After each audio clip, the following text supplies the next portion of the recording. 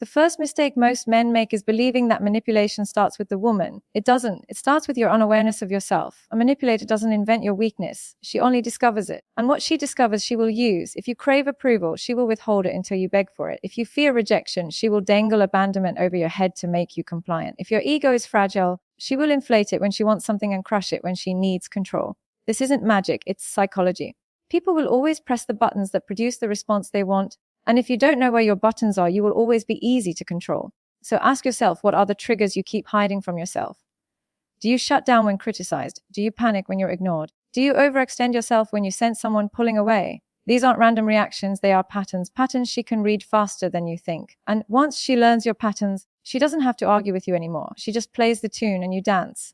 But the moment you recognize your own triggers, the script changes. Awareness turns you from a puppet into the puppeteer of your own emotions. When you see the pattern, you stop reacting automatically. You can choose silence instead of anger, composure instead of panic, boundaries instead of begging. You can decide that no one else deserves the keys to your emotions. The truth is, you can't be manipulated by what you've already mastered within yourself. And the day you learn to master your own triggers, you become a man who is no longer predictable and therefore no longer controllable. Manipulation survives because you feed it. It's like a fire, it only burns as long as you keep throwing wood into it. Every time you give in to toxic behavior, every time you apologize just to keep the peace, every time you bend your own boundaries to avoid conflict, you are teaching her that manipulation works. And human beings repeat whatever gives them results. If she realizes that stonewalling makes you chase, she'll do it again. If she learns that guilt tripping gets her way, she'll use it every time. What looks like love in the moment, your sacrifice, your compromise slowly becomes the rope she uses to pull you in whatever direction she chooses. The deeper problem is that many men confuse enabling with kindness. They think surrendering during conflict proves maturity, or that showering gifts after being mistreated shows love. But the truth is, it only signals weakness. It tells her you value harmony over dignity, peace over principle.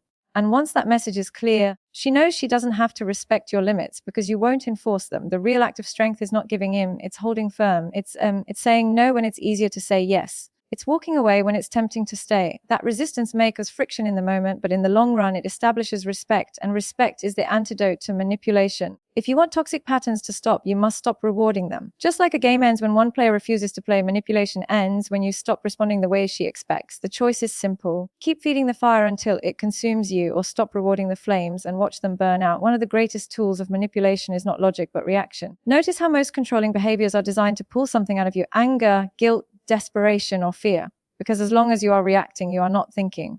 And when you're not thinking, you're not in control. That's why the manipulator thrives on your emotional outbursts. The moment you raise your voice, the moment you rush to defend yourself, the moment you start chasing after answers, you've already lost the frame. The real strength lies in silence and distance. Silence disarms because it doesn't give the manipulator fuel. Distance weakens her grip because it breaks the cycle of instant reaction. When you pause instead of exploding, when you take a step back instead of chasing, you shift the dynamic. Suddenly, she is the one scrambling to get a response out of you. Suddenly, she feels the weight of uncertainty. Uncertainty she once used against you. Most men fear silence because they mistake it for weakness. But silence, when intentional, is the language of power. It says, I am not here to play your game. Distance, when chosen wisely, is not avoidance, it is clarity. It gives you space to think, to evaluate, to decide whether this connection adds value or simply drains energy. Every manipulator fears one thing: losing control. And nothing strips control faster than a man who refuses to react on command. So remember this, sometimes the loudest statement you can make is no statement at all. The less predictable your response, the less control anyone has over you. One of the most dangerous traps a man can fall into is tying his worth to a woman's approval. The moment you start believing her validation defines your value, you've handed her the keys to your self-esteem. Now she doesn't even need to argue, she can lift you up with a smile and crush you with silence.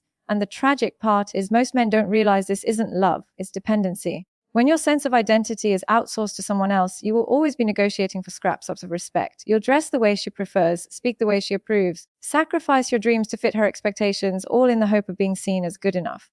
But here's the truth: a man who bends himself into shape for approval eventually loses all shape of his own. And the moment you abandon yourself, you give others permission to rewrite you. Real freedom begins when your confidence is rooted in something deeper than shifting emotions. Principles don't change. Purpose doesn't change. Integrity doesn't change. A woman's mood may rise and fall. Her feelings may shift from day to day.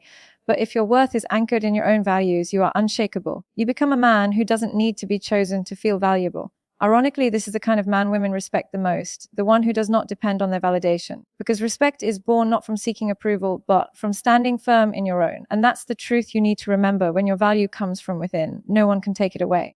Guilt is one of the sharpest tools of manipulation. It sounds innocent on the surface. Phrases like, if you really loved me, you would, or after everything I've done for you, How can you say no? But hidden behind those words is a weapon designed to bend your will. Because when a man feels guilty, he will sacrifice his own peace just to escape that emotional burden. And once you make decisions from guilt instead of clarity, you are no longer choosing freely. You are being controlled. The problem is that many men confuse guilt with responsibility. They think that carrying unnecessary blame is a sign of love, that saying yes when they want to say no proves commitment. But that is not love, it's self-betrayal. Love cannot exist where one person must constantly shrink himself to avoid being labeled selfish.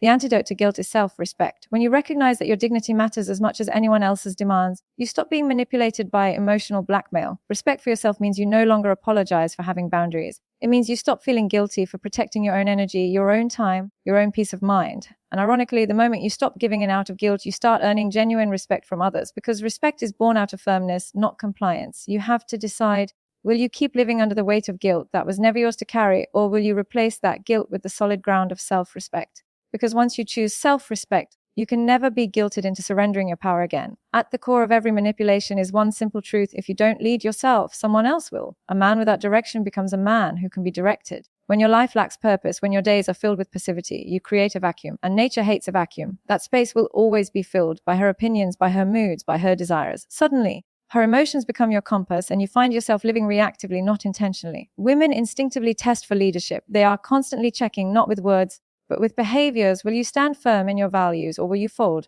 Will you hold to your vision, or will you allow her to create one for you? If you have no frame of your own, you will unconsciously adopt hers. And once you're living in her frame, you're no longer a partner. You're a follower. Leadership doesn't mean control over others. It means control over yourself. It means living with discipline, having a sense of mission, being rooted in principles that guide your decisions. When you operate from that foundation, manipulation has no place to stick, because you're not swayed by temporary emotions. You're anchored in long-term purpose. The truth is, strength isn't about being unbreakable. It's about being unshakable. And unshakable men are those who know where they're going, why they're going, and what they will never compromise to get there. So ask yourself, are you living in your own frame or someone else's? Because the man who leads himself cannot be led astray by anyone.